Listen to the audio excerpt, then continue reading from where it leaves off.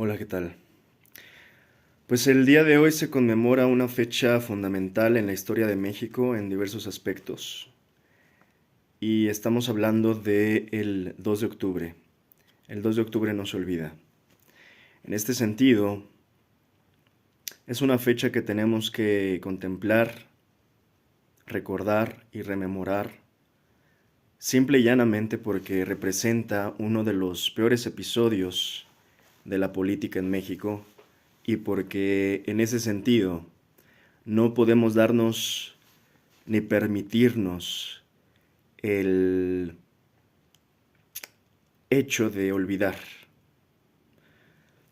Tenemos que conservar la memoria intacta a fin de siempre recordar que el 2 de octubre, insisto, es una fecha que se conmemora una tragedia y de la cual hasta la fecha seguimos arrastrando parte de aquellas consecuencias desde entonces, desde el punto en que pues realmente no hemos aprendido en este país a buscar justicia transeccional, ¿no?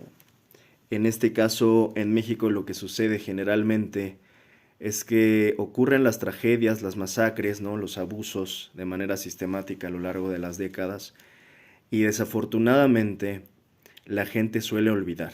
Precisamente, insisto, en este sentido de no recordar aquello que nos hirió y que nos dolió y que nos generó una herida que hasta la fecha terminan siendo no más que heridas abiertas que se van acumulando en el cuerpo de la nación, en el alma de la nación y que finalmente pues nunca terminan de cerrar porque no hay justicia y porque esa justicia finalmente, por más que se hable en el discurso, en las acciones no se puede aplicar, ¿no?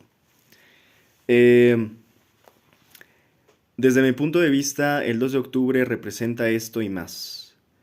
Tanto representa el 2 de octubre que de alguna manera el 2 de octubre no solo se quedó ahí, ¿no? En una fecha inamovible, sino que terminó también siendo parte de otras luchas a su vez paralelas, de otros movimientos paralelos que también buscaban, pues, precisamente no olvidar, no dejar atrás los esfuerzos de la memoria colectiva y de mantener viva esa memoria. Irónicamente, el 2 de octubre, insisto, no solo se queda en una fecha, sino que es una fecha que termina influyendo otras fechas a su vez, donde desafortunadamente en el camino nos terminamos también de alguna manera topando con pared con otras tragedias, ¿no?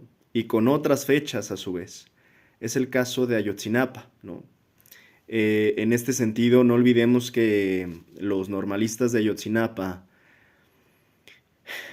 digo, dentro de todo este infierno que vivieron y todo lo que pasó aquella noche en Iguala, noche madrugada, no olvidemos que uno de los motivos principales de esta toma de autobuses, pues se debía precisamente eh, a la razón de que los normalistas querían conmemorar en la Ciudad de México las marchas por el 2 de octubre, ¿no? Las marchas por Tlatelolco. Entonces, en este sentido es donde tenemos que ver los hilos conductores, ¿no? De nuestra propia historia, perdón, y ver cómo es que Tlatelolco de alguna manera pues tiene una conexión casi directa con Ayotzinapa y en este sentido tenemos tragedias que se acumulan, insisto, en heridas abiertas y resueltas, ¿no? Casos que se archivan y se almacenan, pero que, insisto, terminan siendo casos que siguen impunes, muchos de estos hasta la fecha, ¿no? En donde no hemos visto una justicia aplicada, ¿no? Y donde pues es lo único que tenemos hasta la fecha es eso, una sed de justicia. Por eso es que sirve la memoria, ¿no? Y por eso es que es tan peligrosa la desmemoria en este sentido de olvidar, ¿no? No podemos olvidar, no podemos darnos ese gusto, no podemos darnos esa libertad de querer olvidar, tenemos que recordar, ni perdón ni olvido para los responsables de todas estas tragedias y em, que hasta la fecha, insisto, siguen irresueltas, siguen sin ser pues llevadas a un mínimo de resolución, un mínimo de aplicación de justicia, a pesar de las promesas, porque en muchos casos también ya se ha prometido incluso en estos nuevos gobiernos de la supuesta izquierda que se supone que iban a haber, eh, pues iba a haber justicia.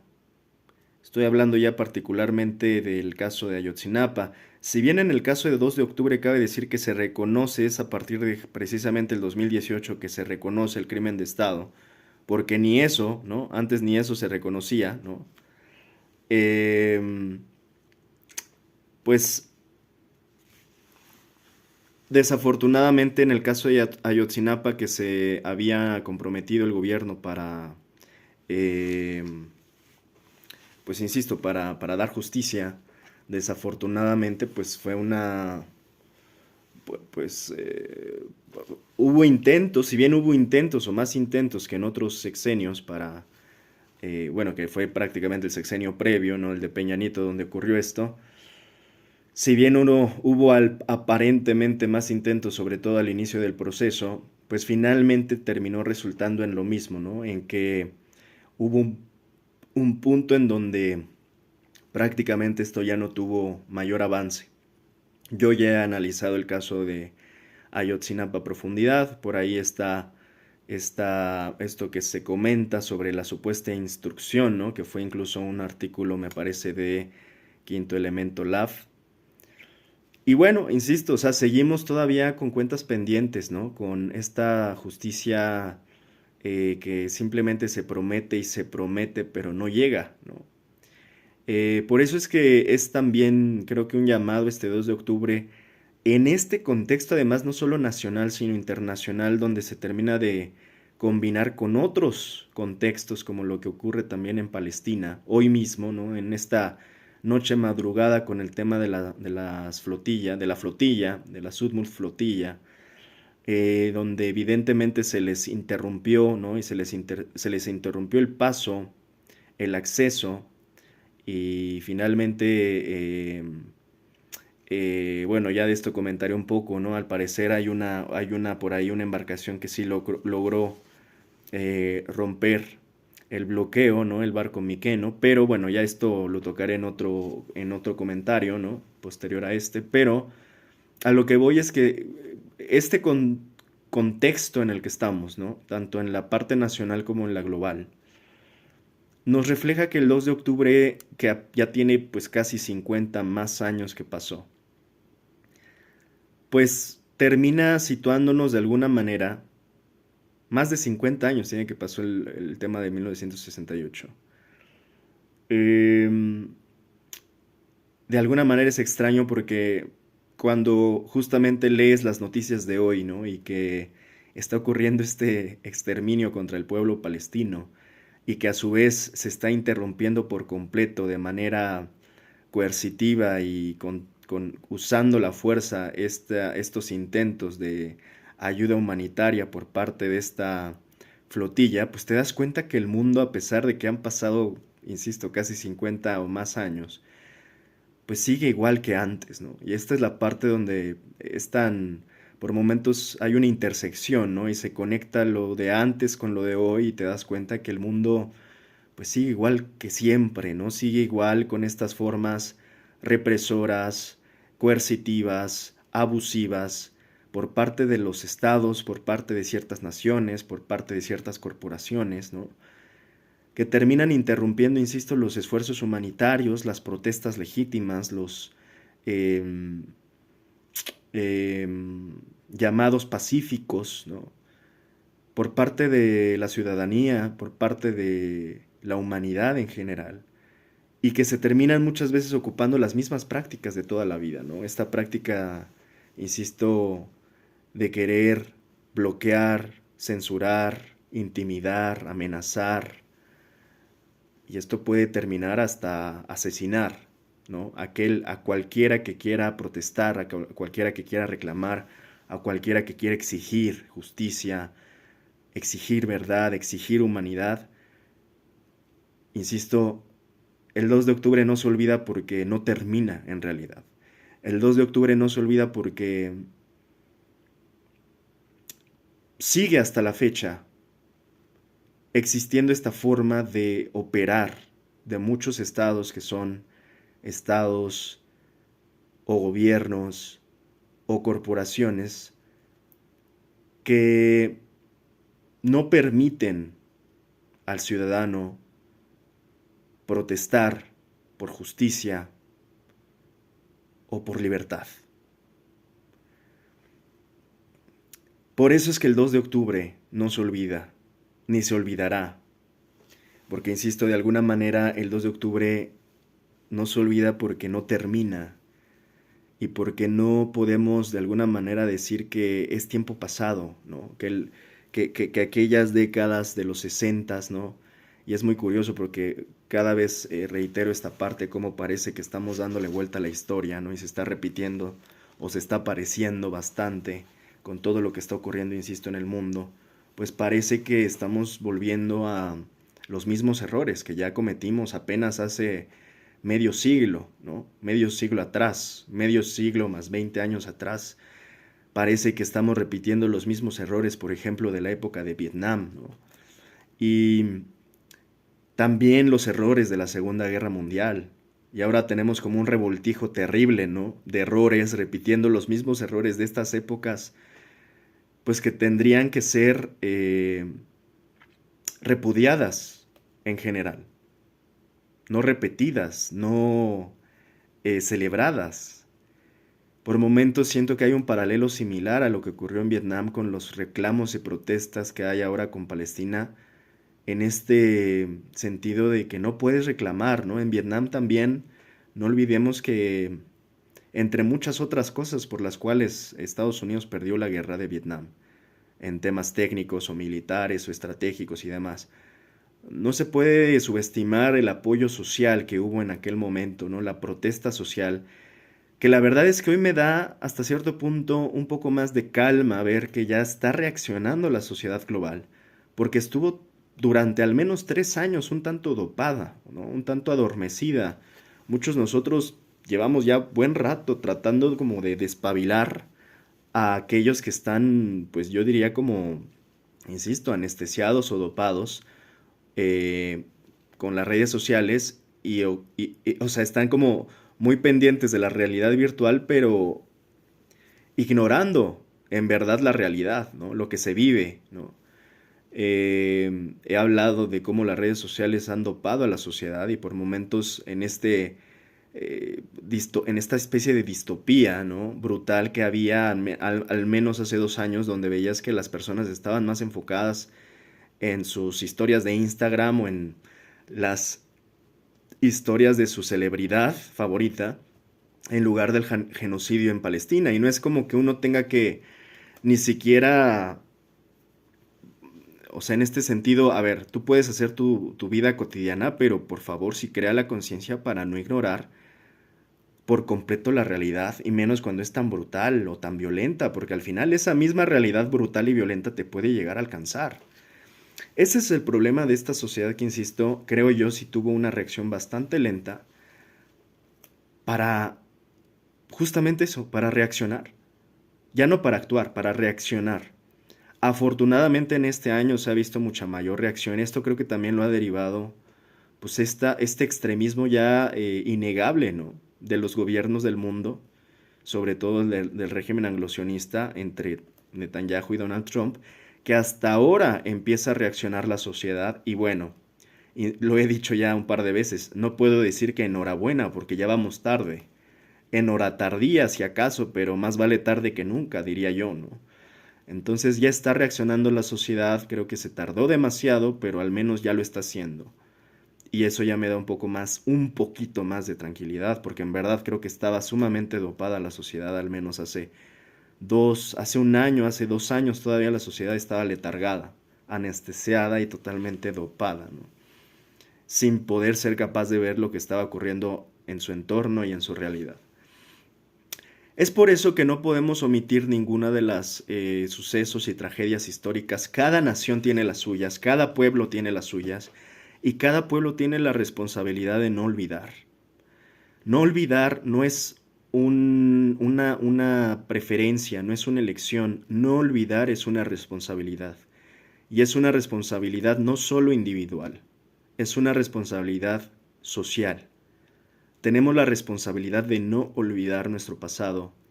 Y se dice en este cliché romántico, no olvidemos nuestro pasado para no repetirlo en el futuro. Desafortunadamente, como lo dice, me parece que es Aldous Huxley, pues lo único que nos queda claro de las cátedras de historia es que la única cátedra de historia es que sabemos que se cumple y se repite es que el humano no aprende nada de su historia, ¿no?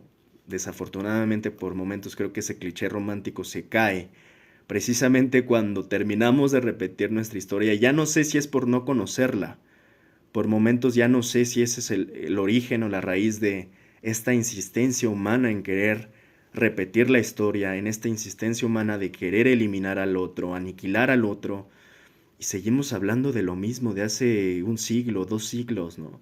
Todavía hoy tienes personas que se sienten superiores, todavía hoy tienes personas que se sienten pueblos elegidos, todavía hoy tienes personas que sienten que el color de piel te hace mejor que otros, que tu origen étnico te hace mejor que otros, que tu blancura te hace mejor que otros.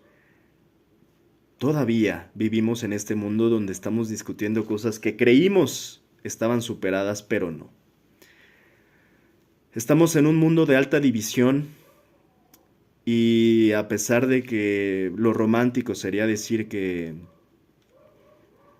pues tenemos que unirnos, ¿no? Como nación, como sociedad, como humanidad, pues ese es un discurso romántico en tiempos donde los extremismos están muy claros. Y de esto voy a hablar justamente en mi siguiente comentario. Para mi gusto hay dos lados nada más hoy, ni siquiera partidos, ni siquiera banderas, ni siquiera políticos. Aquí hay dos lados nada más y de esto va mi siguiente comentario. En este mundo polarizado, en este mundo altamente violento y polarizado, realmente ya solo nos quedan dos lados. Si entiendes bien cómo está funcionando el mundo y la geopolítica, ya solo quedan dos lados en este mundo polarizado y es, creo yo, más allá de partidos, más allá de lados, espectros y preferencias, solamente nos quedan dos lados y esos lados son el lado de los psicópatas y el lado de los empáticos. No hay más. Toda la política del mundo hoy se puede resumir en esos dos lados. Y de eso hablaré en mi siguiente comentario. Simplemente cierro diciendo, el 2 de octubre no se olvida. El 2 de octubre tampoco termina. Y no termina porque seguimos viviendo en tiempos violentos, represores, opresores, donde a la menor provocación somos eliminados, censurados, asesinados. El 2 de octubre, insisto, al menos hoy, podemos hablar de que ya no, al menos hoy, tenemos de momento un Estado que comete crímenes de Estado, un Estado mexicano que en este momento esté apuntando las armas, y también creo que ahí hay que hacer una distinción porque creo que es mañoso y tramposo aquellos que están queriendo equiparar pues los gobiernos últimos de Morena con lo que había en aquellos tiempos. Y también quieren equiparar o hacer equivalente el tema de las desapariciones. Y precisamente por eso no hay que olvidar, porque entre este olvido además y este Alzheimer social, pues es obvio que se pierden los detalles y las precisiones.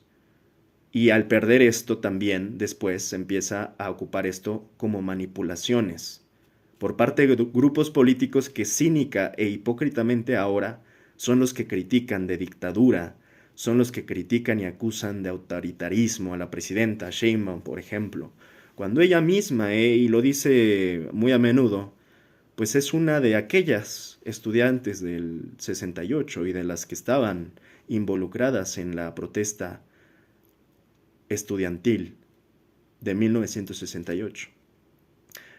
Por eso hay que tener cuidado, porque también cuando olvidas eres víctima y susceptible de que seas manipulado. Termino con esta comparativa breve. Hoy se quiere equiparar que los desaparecidos por el crimen organizado, pues de alguna manera es equivalente a lo que hacía, insisto, en otros tiempos el Estado mexicano. Para básicamente anular este argumento, que es, insisto, tramposo y mañoso, y además de muy distintas causas, porque no puedes mezclar peras con manzanas, aunque así lo intenten hacer algunos, mezclando el Estado mexicano con el tema del crimen organizado, donde sí, claro, tenemos entendido que en el crimen organizado hoy ya también se empieza a volver pues una entremezcla, ¿no?, del, vamos a decir, Estado fallido mexicano. Pero esa es otra historia, y de esa ya hemos hecho aquí, al menos yo, mucho análisis al respecto. Lo que quieren equiparar, insisto, es casi decir que hoy mismo sigue ocurriendo lo que existía en las épocas del PRI, con el tema del Estado mexicano. Con el tema del Estado mexicano cometiendo masacres, asesinatos y desapariciones contra sus propios ciudadanos. Y esta es una trampa que no es tan menor que comentemos, porque se quiere como que se quiere hacer como que es casi lo mismo y no es lo mismo. Y por ejemplo, pongo dos como conclusión. No es lo mismo 1968 y la guerra sucia del PRI, donde el Estado mexicano propiamente desaparecía a sus ciudadanos por ser ¿qué? Rebeldes, comunistas, supuestamente, socialistas, universitarios, mujeres, cualquiera que fuese considerado enemigo del Estado mexicano al otro día ya no estaba. Era perseguido, era eliminado, y nunca más volvíamos a saber de esa persona, porque era todo el Estado mexicano, ahí sí, cometiendo torturas, desapariciones, asesinatos de manera sistemática contra todos sus detractores y sus enemigos. El Estado era el instrumento por sí mismo para desaparecer ciudadanos mexicanos, inocentes, por supuesto, en la gran mayoría de los casos, y que hasta hoy muchas veces no sabemos qué fue lo que pasó con esos ciudadanos, hasta la fecha. Entonces, seamos serios y no comparemos. Hoy hay una situación delicada de violencia en México, pero tiene otras causas, otras raíces donde cabe decir que también están implicados esos mismos gobiernos anteriores, de aquellos sexenios. Yo lo he dicho muchas veces, se piensa que el narcotráfico se inventó con Morena, estrenamos, al parecer, muchos mexicanos ingenuos se creen la mentira de que el narcogobierno empezó con Morena, tan inocentes e ingenuos, si no entienden que incluso hasta el crimen organizado tiene raíces desde al menos Miguel de la Madrid, si no es que un poco antes, estamos hablando desde los 80s. Tiempos donde además estos temas de la guerra sucia también permitieron que desde entonces se estuvieran corrompiendo las instituciones de seguridad, encargadas de seguridad en México. No olvidemos aquellos tiempos de Durazo y demás, ¿verdad? Y donde también había algunos elementos ya desde entonces del ejército que habían sido corrompidos por estas situaciones donde el propio partido de aquel entonces, el PRI, era el principal corruptor. En este mismo sentido del 2 de octubre, y para finalizar el primer comentario de hoy, no quiero dejar pasar esta nueva serie, hablando de esta desmemoria, que recientemente estrenó ViX en su plataforma. No sé quién carajos tenga ViX, ya iba a decir ViPs del restaurante. Yo creo que ese es más probable que tengamos membresía del ViPs que de ViX, de la plataforma, pues esta, si se le puede llamar, ¿qué? No entiendo qué ven telenovelas de Televisa y la gran serie de Chespirito y todos sus episodios 1000 veces repetidos ya, ¿no? Hasta el cansancio, supongo que es lo único que tiene ViX. Pero bueno, fuera de eso, pues ViX anunció recientemente esta serie que la verdad es que duele verla, o sea, de entrada duele ver esta serie. Pues me parece porque pues raya en el exceso del cinismo ya. Crónica del Fin, ¿no? Esta serie de ViX. Vamos a ver nada más aquí cómo te la venden, ¿no? Que te la ponen como documental además. Lo pongo hasta de la misma fuente, ¿no? De ViX. Ahí está. Vamos a leer, por ejemplo, aquí. Tiene, me parece que tiene cinco episodios que va desde López Portillo hasta el guapísimo de Peña Nieto, pasando por todos sus periodos desde Colosio hasta los tecnócratas y demás, Salinas por supuesto. Y vamos a ver, por ejemplo, aquí nada más este primer episodio dice, la muerte del PRI, una caída 1000 veces anunciada, corrupción, traiciones y asesinatos marcaron su debacle. De los delirios de poder de López Portillo al derrumbe con Peña Nieto, el PRI pasó de tenerlo todo a ser un cascarón vacío. Me parece que es Denise Merker la que está conduciendo bueno, ya está hecho, ¿no? El documental, ella es me parece como conductora. Y bueno, por supuesto que no me voy a suscribir a ViX para ver esta basofia. Como que, ¿qué más necesito? Bueno, quien esté informado, ¿qué más necesitamos saber de estos impresentables, no? O sea, ahora resulta que hasta tengo que pagarle a ViX para que me cuenten la historia de estos villanos, pues no. Sin embargo, lo que sí vi, porque está gratis básicamente, y pueden verlo ustedes mismos, es el primer episodio, que es justamente el de López Portillo, a través de YouTube. Está disponible por si lo quieren ver gratis, el primer episodio. Insisto que duele ver, ¿no? O sea, es algo que duele ver, o sea, duele, no lo digo de verdad, o sea, es como insufrible ver esto, pero quiero dar mis conclusiones y la verdad es que sí, me quiero adelantar, generalmente no soy alguien que da conclusiones precipitadas, en otros momentos les diría, necesito ver cada capítulo para darles mis conclusiones de esta serie que quién sabe qué nos vaya a contar. Pues creo que lo único preciso que tiene aquí es PRI Crónica de un Fin. O sea, estamos hablando ya de un muerto prácticamente, ¿no?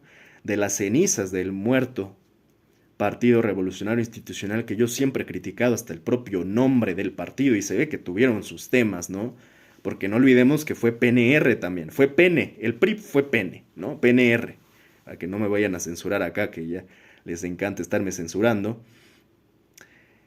Siempre he criticado este nombre, insisto, siento que no fui el único, hasta ellos mismos se ve que tuvieron ahí su crisis de identidad, porque a ver, vamos nada más a analizar rapidísimo lo que es dentro de las siglas del PRI, o sea, Partido Revolucionario Institucional, que alguien me termine de explicar, por Dios, ojalá venga en una parte de los capítulos, qué carajos tiene que ver la revolución y lo institucional. Y te lo van a querer pintar de manera muy abstracta como, bueno, es que la revolución tiene un proceso que en algún momento se vuelve institución. Y digo, ¿así? Así como para ya ponerlo hasta en el nombre, en letras de oro de tu partido, combinar revolución e institución es como mezclar el agua y el aceite. ¿Qué de revolución hay en la institución y qué de institución hay en la revolución? Pues ahí luego que nos cuente. Y siento que desde ahí empezaron mal. Y te venden a políticos que la verdad eran de rancho, la gran mayoría de ellos, ¿no? Y por rancho no quiero demeritar el rancho como si fuera malo, pero bueno, sí, un poco en sentido peyorativo. Te quieren vender como los grandes políticos sumamente sofisticados y trajeados. Por decir dos que tres estupideces en sus declaraciones públicas y por gobernar con las patas, ¿no? Además, Incluso aquellos que eran los tecnócratas, que en teoría eran los técnicos del PRI, como Salinas o Zedillo, pues ni siquiera ellos creo que lograron, bueno, el propio Zedillo, ya hemos hablado de su cinismo, en este cinismo de que todavía vienen con una desfachatez a tratar como que de limpiar sus nombres y sus reputaciones y sus gobiernos. Y hay gente, impresionantemente sí, créalo o no, increíblemente hay gente que se las cree todavía y que le cree a Cedillo y que lo cree como un gran presidente. Después de Fobaproas, después de Acteal, después de Aguas Blancas, y así te puedes ir con cada una de estas fichitas priistas, ¿no? Hay gente que le tiene nostalgia al PRI, realmente. Y yo no sé qué nostalgia nos puede dar un partido que, más que beneficiar, nos vino a perjudicar. Porque ya en el balance y en el recuento de los daños, que dudo que incluso lo hagan, pues el PRI, ¿qué podemos decir? Realmente perjudicó más a la nación de lo que la benefició. Más si tomas en cuenta además todos los casos de tragedia acumulada durante tantas décadas por parte del PRI, que era, pues, la dictadura perfecta, no dicho por mí, bautizada perfectamente por Vargas Llosa. Una dictadura que fue dictadura y fue violenta en ciertos periodos, Díaz Ordaz, por ejemplo, y que después se fue tratando de maquillar y simular hacia una dictadura perfecta, insisto, como lo explica perfectamente Vargas Llosa, eh, hasta terminar de perecer. Y hoy tenemos evidentemente ya una parodia muy extraña de los dirigentes, pues yo diría ya del PRIAN, donde todavía el PRI está dando ya sus últimos alientos y respiros para finalmente terminar de morir. Claramente, insisto, es tal vez lo único preciso que tiene esta serie, el título, ¿no? Crónica de una muerte anunciada. No le pusieron así como haciendo esta alusión a la novela de García Márquez, pero claramente es una crónica de un partido nauseabundo y moribundo. Además, y no olvidemos que muy pegado al PRI está el PAN. Al menos hoy ya no podemos hablar del PRI por separado, tenemos que hablar del PRIAN. Y ambos están más o menos, pues más para allá que para acá, ¿no? O sea, prácticamente ambos ya están extintos, nauseabundos, moribundos, y estamos hablando prácticamente de partidos que afortunadamente están próximos a morir y desaparecer. Quiero comentar hoy, porque es 2 de octubre, y porque el 2 de octubre no se olvida, que curiosamente quienes sí, muy convenientemente se les olvidó el 2 de octubre, fueron a estos, a los que crearon esta serie. No olvidemos que, pues ViX es Televisa y no olvidemos tampoco que Televisa, pues, no tiene las manos limpias. Pero es muy curioso porque cuando ustedes vean justamente en los propios episodios, y aquí no les estoy mintiendo porque a mí no me gusta mentir, yo no soy un tipo que miente,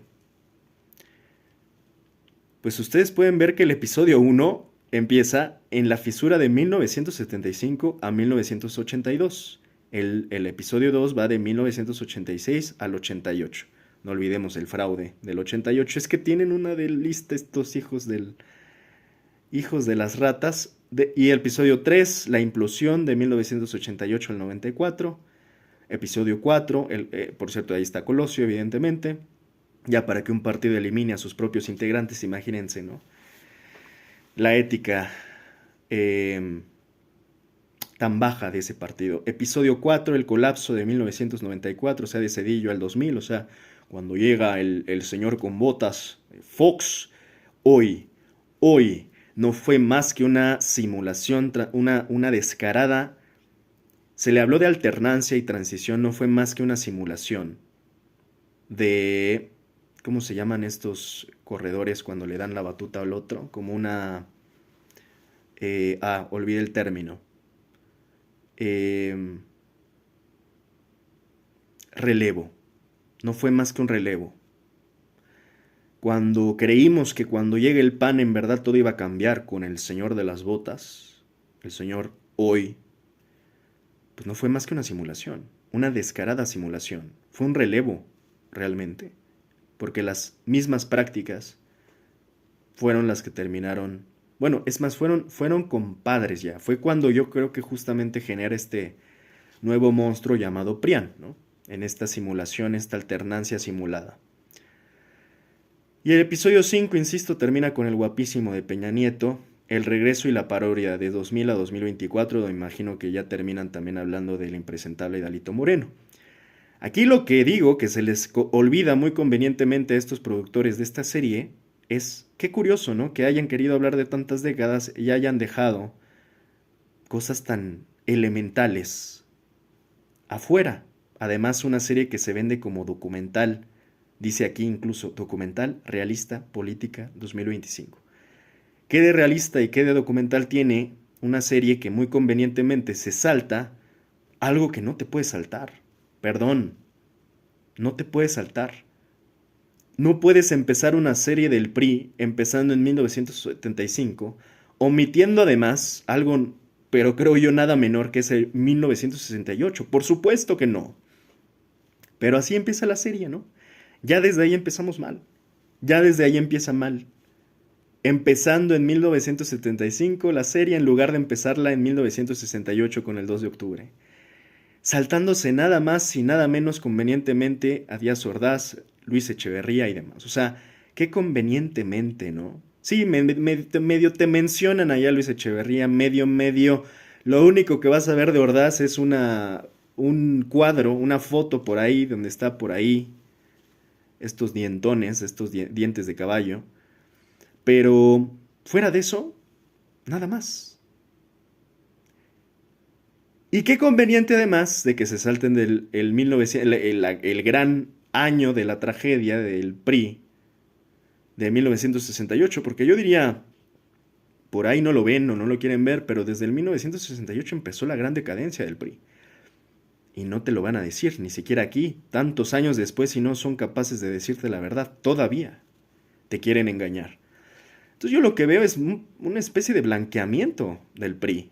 Porque además de que no te van a decir y no van a empezar hablándote de Tlatelolco en 1968, además tampoco te comentan, por supuesto, toda la colusión de la prensa corporativa por parte de Televisa, particularmente, que parece ser que ahora se quieren lavar las caras y las manos, tanto el PRI como Televisa, al no mencionar que Televisa fue un factor fundamental del dominio priista durante todos estos sexenios, durante tantas décadas.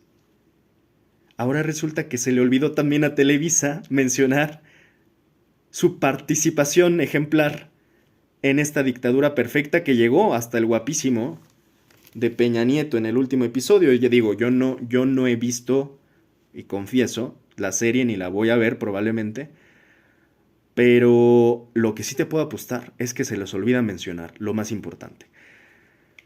Por eso es que no la voy a ver, porque ¿qué me van a decir? Además de mentiras, como lo han hecho siempre durante todas las décadas. O sea, ahora además quieren que, porque ahí también tal vez se les olvidó poner que, pues no solo es Televisa quien tal vez está en decadencia, perdón, no solo es el PRI, sino también Televisa quien está en decadencia.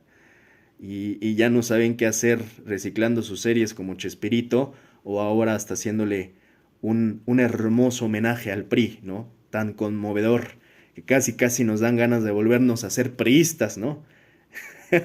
Y trajearnos como buenos tecnócratas del PRI, ¿no? Ahora nos da una nostalgia, ¿no? Insisto, hay una buena cantidad todavía de gente que añora, ¿no? A Peña Nieto, añora a Salinas de Gortari, añora a Ernesto Zedillo, y por ahí más perdidos todavía de los que lleguen a añorar hasta el propio Díaz Ordaz, ¿no? Así de perdidos están. Yo creo que la P era de perdidos, ¿no? La R de ratones y la I de hipócritas, aunque hipócritas lleva H, pero les podríamos poner ingenuos, ilusos, ¿qué más? y ignorantes, ¿no? Perdidos, ratones, ignorantes. Yo creo que era realmente el verdadero significado de las siglas del PRI. Termino con lo que parece ser la última escena. Esto no me consta, pero bueno, lo vi en una publicación donde aparece al parecer Juan Villoro y desafortunadamente no quisiera aceptar, porque insisto que las verdades suelen ser incómodas de aceptar, pero tiene algo de razón si es que lo dice en la serie. No sé por cierto, ¿no? Bueno, ya, no voy a criticar más de momento, pero a ver, aparece Juan Villoro. Y Juan Villoro, que no sé si tenga tatuado el PRI o qué es eso, si lo tiene, qué pena. Espero que no, pero no sé si tiene tatuado el PRI. En verdad me da miedo pensar que Juan Villoro tiene tatuado el PRI. Digo, sí sabemos, insisto, las simulaciones que habían de estos intelectuales, como Octavio Paz, por ejemplo, que es justamente ahí donde el propio Vargas Llosa, en su cara, es una escena, es así de cine, ejemplar. Está Vargas Llosa comentando que es la dictadura perfecta en las narices de Octavio Paz. Un Octavio Paz nerviosísimo y que ya no sabía cómo pasar saliva y se atragantaba de agua, ¿no? Vaso con vaso de agua ya no podía pasar más. Cuando justamente Vargas Llosa le termina describiendo lo que era la dictadura perfecta en sus narices, pero más saliva pasó cuando justamente habló del sector de los intelectuales, que le servían muy bien al régimen priista para simular que había una especie de oposición intelectual, pero que a la vez era totalmente servil a los intereses del poder. O sea, estaban más hincados, no podían estar estos supuestos intelectuales. Pero bueno, es una gran historia, es una gran escena esta de... Yo creo que la voy a subir aquí mismo porque sí es histórica, ¿no? Este momento en donde Vargas Llosa, digo, después no quiere decir que yo coincida con todo lo que después dijo y ha dicho Vargas Llosa, pero creo que ahí sí nos vino a hacer un gran favor el peruano, ¿no? Este escritor peruano, la verdad, creo que nadie había logrado sintetizar tan bien lo que era, lo que pasaba realmente en México, que era eso, una dictadura perfecta. Pero bueno, esta imagen se las voy a leer. Al parecer así cierra la serie, esta del PRI Crónica del Fin, con Juan Villoro diciendo: yo creo que el PRI dejó de ser un partido político y se convirtió en un estado de ánimo y una cultura que permea la vida mexicana. El PRI vive en Morena, pero también en otros partidos. Está en el tráfico de influencias, en el nepotismo, en el uso corporativo de sindicatos, etc. El PRI murió como partido para sobrevivir como un espíritu político que está en todos los actos mexicanos. Pues aquí sí, ahora yo fui el que tragó saliva porque la verdad es que no puedo decir que no hay algo de razón en lo que dice Villoro, si es que así cierra. Sí hay algo de razón en esto que dice Villoro y no lo puedo negar. Desafortunadamente, de hecho, no solo no lo podemos negar, lo tenemos que aceptar. Desafortunadamente, hay muy malas prácticas heredadas desde entonces. Hay muy mala praxis. Yo recientemente hablaba de esta idea de precisamente uno de sus grandes líderes, Carlos Hank González, que hablaba del famoso un político pobre es un pobre político. Yo lo acabo de analizar hace apenas unos meses atrás diciendo que esa es una pésima herencia. Y es ignorante el argumento por donde se le vea y no solo es ignorante, promueve la corrupción. Y en gran medida explica este pensamiento, esta psique priista de cómo a través de los años y las décadas tenías a todos los políticos priistas siempre siendo corruptos, siempre robando, se fueron sofisticando nada más. De hecho, yo por momentos estos tecnócratas no los veo más que ratones sofisticados, ¿no? Realmente políticos que ahora sabían robar de maneras más sofisticadas, ¿no? Te iba a decir de mejor manera, pero no puedes robar de mejor manera. No hay forma de robar, porque de entrada robar está mal. Y más cuando se trata de robarle a los mexicanos su patrimonio, el erario, o sea, desvío de recursos, peculado. O sea, esa era realmente la representación de la frase, cómo terminaban de aterrizar esta frase de un político pobre es un pobre político. No podía haber un pobre político. según Carlos Hank. Pero no solo él, toda esta forma en que en efecto terminaron de permear y contaminar la cultura mexicana, pues es que, a ver, no nos podemos engañar los mexicanos y las mexicanas en verdad. Por eso, incluso aquellos que critican a Morena, tienen que en verdad aterrizar. ¿Cómo podemos realmente eliminar de la noche a la mañana algo que casi se quiso hacer cultural y hasta así lo terminó de enunciar el propio Peña Nieto cuando se le preguntó directamente qué era la corrupción? Peña contestó directamente diciendo que la corrupción era cultural. Lo que yo no tengo duda que era cultural en el PRI, pero tampoco tengo duda ni puedo tapar el sol con un dedo, ni podemos, de hecho, como mexicanos, tapar el sol con un dedo de que precisamente el PRI estuvo gobernando nuestro país durante tantos años y se terminó de normalizar la corrupción y las prácticas corruptas y corruptoras en nuestro país por parte prácticamente, y ahora sí, de todas las instituciones de nuestra nación. Yo lo que diría es que en realidad, en síntesis, y les ahorro la serie para que no gasten dinero ni su tiempo, ¿qué fue el PRI? El PRI nada más vino a institucionalizar la corrupción. Se los resumo, es simple, eso es lo que vino a hacer el PRI en México. Y en peores casos no solo la corrupción, también los abusos, la violencia, la represión y peores prácticas. Pero principalmente en lo que se destaca el PRI de manera prácticamente homogénea a lo largo de las décadas, es que ese partido que se vendió como el Partido de la Revolución Institucional, lo único que vino a institucionalizar fue la corrupción. La corrupción era la institución del PRI. Y al hacer la corrupción la institución del PRI, nos pasó a torcer a todos los mexicanos y nos llevaron entre las patas, porque obviamente esto generó... ¡Hay más gente! Perdón, se me fue ahí el Molotov. Sí, justo entró a tiempo. Yo lo tenía ahí para... ¿Entras? ¿Termino esto? Entras. Give me the power.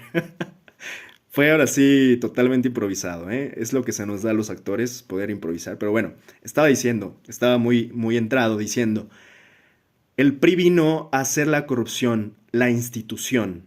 Y cuando tienes al PRI tanto tiempo, en efecto, termina en esas canciones. En las canciones de Molotov. Por cierto, hay un muy buen documental, ahí sí siento que hicieron un buen documental, me parece que es Olayo Rubio, el que precisamente así se llama el documental, si no mal recuerdo, Give Me the Power. Y es muy buen documental porque en realidad va paralelo al tema de la banda, porque es un documental de alguna manera de Molotov, pero también va paralelamente analizando estos dos factores no menores que es el PRI y Televisa. Sí le debemos a Molotov esa gran canción, By the Way, ¿no? O sea, esta gran canción de Give Me the Power, que por cierto lo ocupan en el jingle, o no sé cómo se llama, la cortinilla musical de la serie, curiosamente esta de VIX, de la crónica de un fin. También la utilizan ahí una versión de otros artistas que también suena bien, un poco más rapeada, pero a ver, a lo que voy es, esa es la escuela verdadera del PRI, ¿no? La institución verdadera del PRI es la corrupción. Este partido de revolución institucional, lo único que vino a hacer en México fue a hacer institución la corrupción, o hacer la corrupción, hacer de la corrupción una institución. En eso les puedo sintetizar el PRI. No pierdan su tiempo, eso fue el PRI. Pero sus repercusiones hasta hoy las estamos pagando y en eso sí medio le concedo algo de razón a lo que dice Villoro, porque no podemos tapar el sol con un dedo.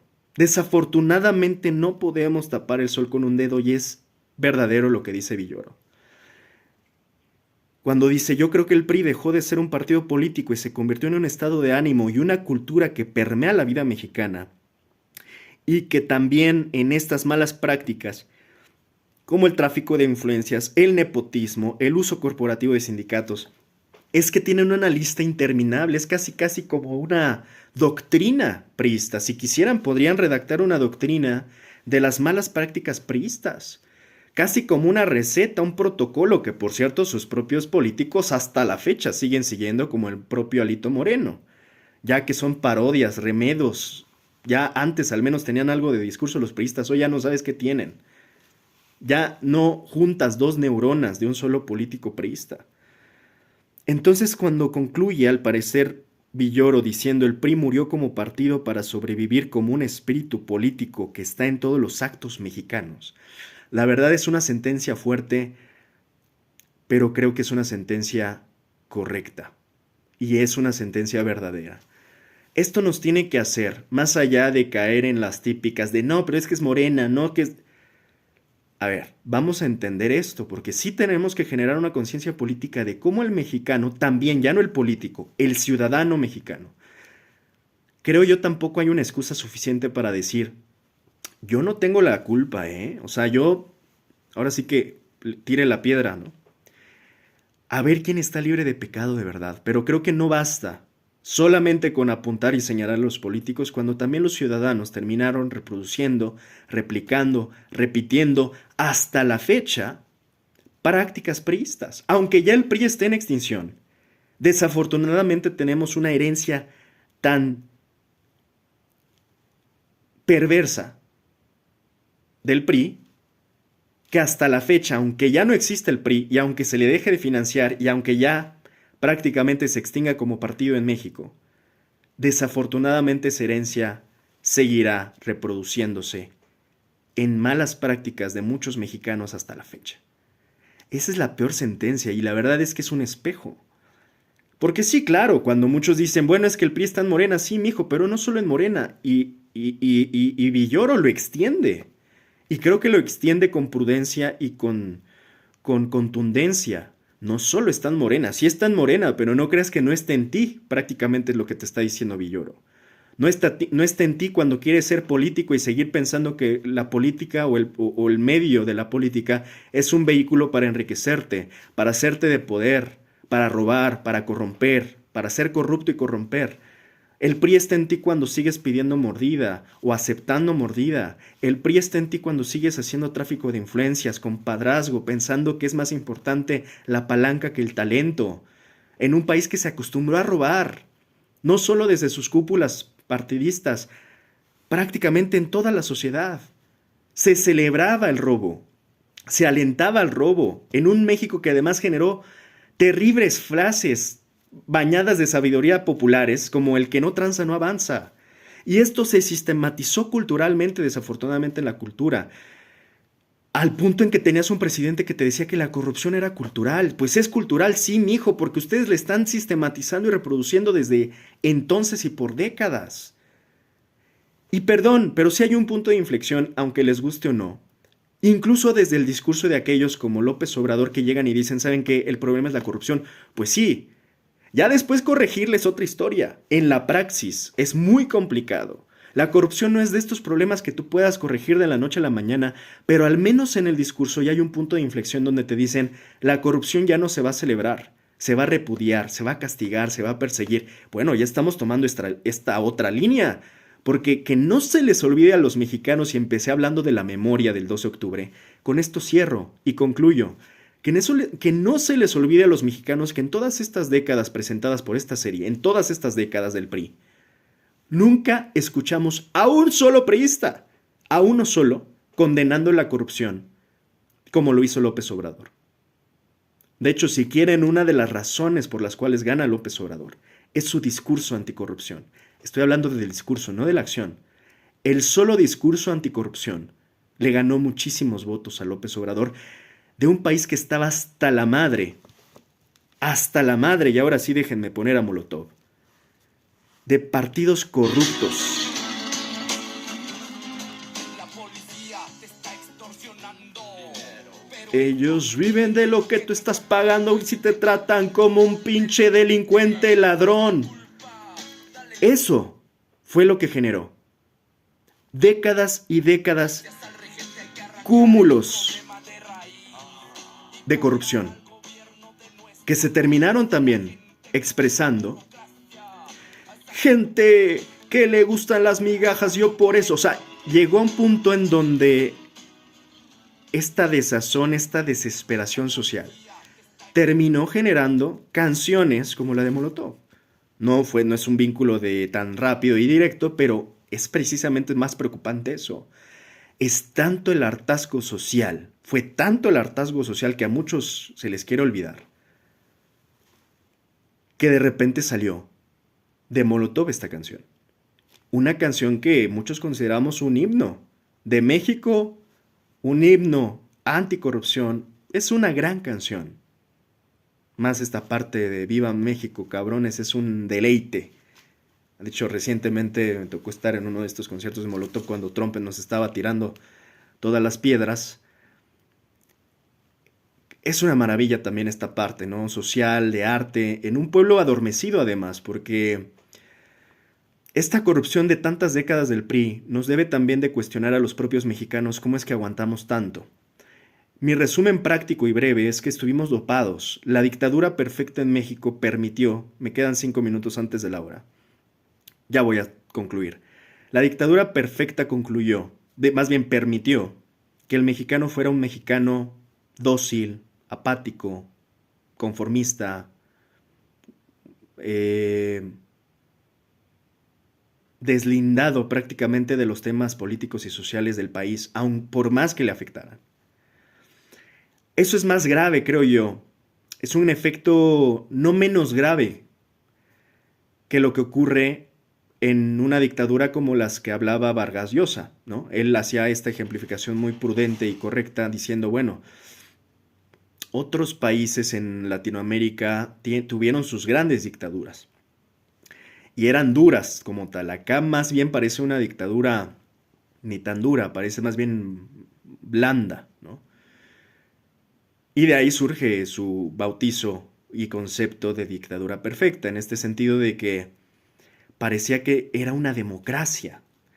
Y este pequeño temita de la simulación democrática del PRI, cuando se sabía que durante mucho tiempo incluso se elegía por dedazo, hizo que la gente, que ya de por sí era conformista, por completo se divorciara de la política y se alejara por completo de la política, de los políticos, de la participación. Esto nos alejó de la conciencia colectiva y la conciencia política en general, de la conciencia colectiva, y generó de hecho, o sea, el resultado de todo esto lo estamos de hecho pagando también hoy. Una sociedad que está totalmente ajena de los temas políticos y con un entendimiento prácticamente mínimo, con una conciencia política y colectiva mínima. ¿Qué es lo que pasa en dictaduras en términos generales? Por ejemplo, en Argentina con Videla, en Chile con Pinochet. ¿Qué le pasa a la sociedad en general? En esos casos, generalmente lo que se ha visto es que esas sociedades se vuelven mucho más políticas, no menos políticas. Se vuelven mucho más participativas, no menos participativas.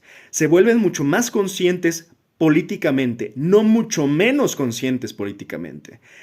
Entonces yo además dentro de todos estos pecados priistas les adjudico una de las peores herencias, por una parte de la corrupción, ya la hablé, pero también en otra línea paralela, por parte de la total y absoluta resignación y apatía social de la ciudadanía mexicana.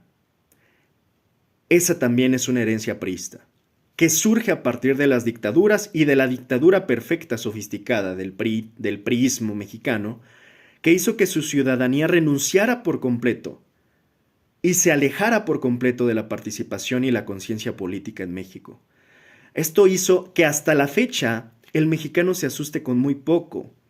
¿Y cómo se asusta el mexicano? Cuando llega un López Obrador y empiezan a pensar que lo que está haciendo López Obrador, cuando llama las cosas por su nombre y define prácticamente los lados y las posturas políticas de todo México, viene a hacernos el favor que teníamos que tener ya clara nuestras posturas, nuestros lineamientos políticos, de políticos, periodistas, empresarios que antes se vendían como los grandes objetivos e imparciales, apartidistas hipócritamente durante tantas décadas, como Joaquín López Dóriga, como Ciro Gómez Leiva. Pero esto viene desde la escuela de Saludowski, hombre, por eso les invito a ver el documental de Molotov.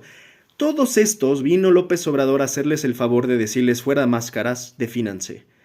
Porque este mundo es de definiciones políticas, ¿no? O sea, o que nos expliquen en qué parte del mundo no existen los partidos o en qué parte del mundo no existen las posturas y lineamientos políticos. En qué parte del mundo no existe.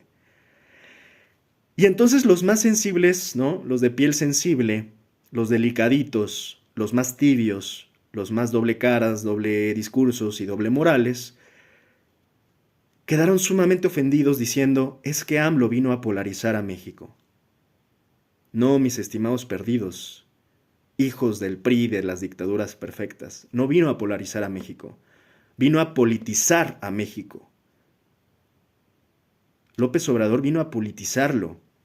Ahora, los resultados, el sexenio, el gobierno de López Obrador es otra historia.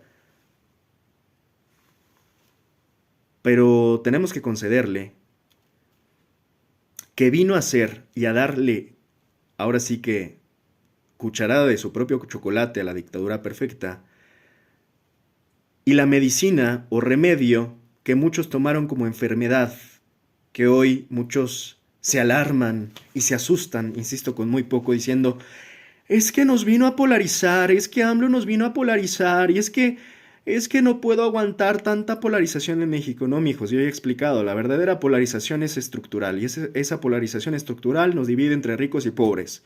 Esa polarización estructural tiene que ver con la desigualdad, con la pobreza y la desigualdad, una mancuerna terrible que precisamente se generó durante tantos sexenios. Esa es la única polarización real, la estructural.